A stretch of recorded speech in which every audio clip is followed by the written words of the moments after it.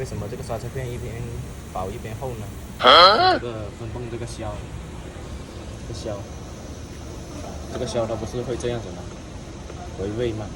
你销里面没有油了，或者是不够润滑了，它就回味不好，就会卡滞，就会导致它片膜气结了。就是我们把刹车片拆了之后，把这个销拿出来，这个销看到没有？把它给涂上油，再重新装回去，它就很润，就伸缩自如，就不会卡滞了。这个是一个细节。